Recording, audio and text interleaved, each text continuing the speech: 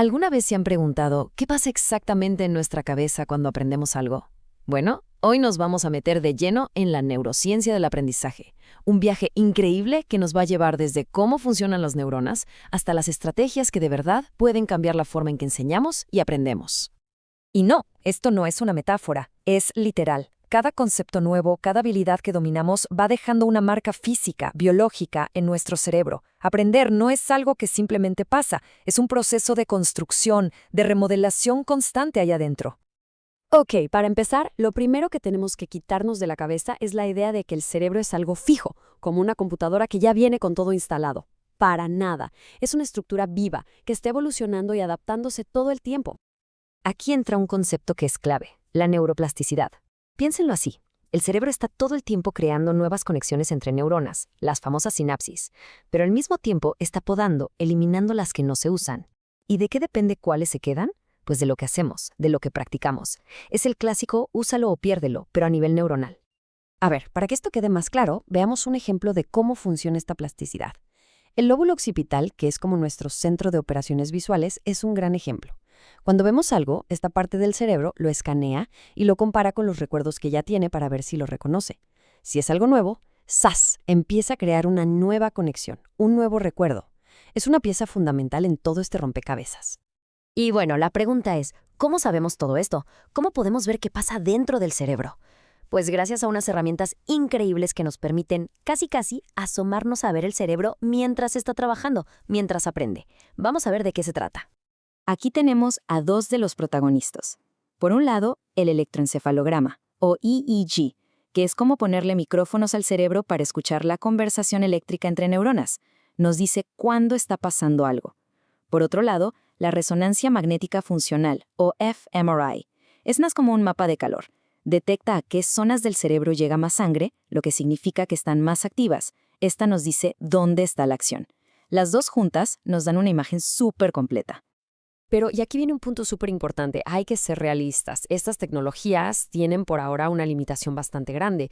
Todas estas mediciones se hacen en laboratorios, en ambientes súper controlados, muy artificiales. Y claro, eso crea una brecha enorme entre lo que medimos ahí y lo que de verdad pasa en un salón de clases, que es un lugar dinámico, ruidoso y lleno de vida.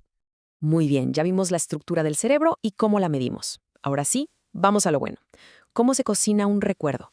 ¿Cómo pasa algo de ser información nueva a ser conocimiento que se nos queda? Es un camino de varios pasos. El proceso va más o menos así. Primero, recibimos la información. Ahí se activan zonas como la corteza prefrontal, que es como el director de la orquesta. Luego, el cerebro muy inteligentemente empieza a buscar con qué puede conectar esa información nueva, qué cosas ya sabe que se le parezcan. El tercer paso es crucial, la práctica, el repaso. Y finalmente, con la repetición, el cerebro consolida esa memoria, la hace permanente.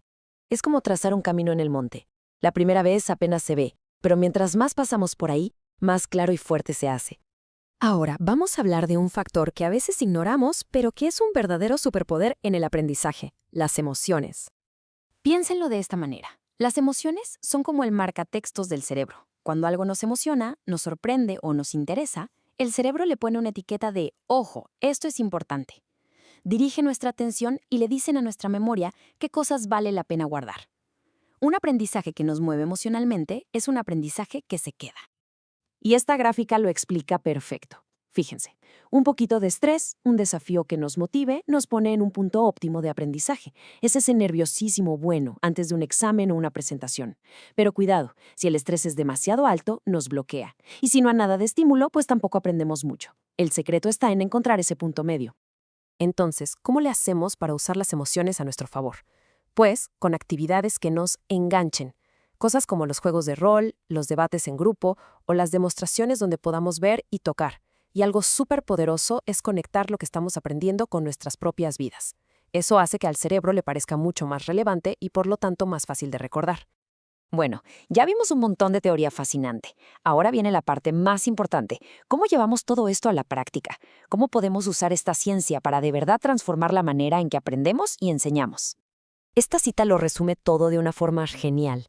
La organización, el repaso y lo que llaman elaboración no son solo técnicas de estudio que nos decían en la escuela. Son en realidad acciones que apoyan directamente el proceso biológico que usa el cerebro para construir recuerdos sólidos. Y aquí tenemos ejemplos súper concretos. Para organizar la información, una línea de tiempo en historia es oro. Para el repaso, no es solo repetir como perico, sino usar ese vocabulario nuevo en frases, en un texto. Y para la elaboración, pues en vez de solo leer sobre un evento histórico, ¿por qué no hacer un pequeño juego de roles? Eso involucra más sentidos y crea una experiencia de aprendizaje mucho más profunda. Y para cerrar, les dejo esta pregunta. ¿Se imaginan cómo sería todo si cada clase, cada tarea, cada lección estuviera diseñada tomando en cuenta cómo funciona nuestro cerebro? El potencial que podríamos liberar sería impresionante. Ahí está, quizá, el futuro de la educación. Muchas gracias por acompañarnos.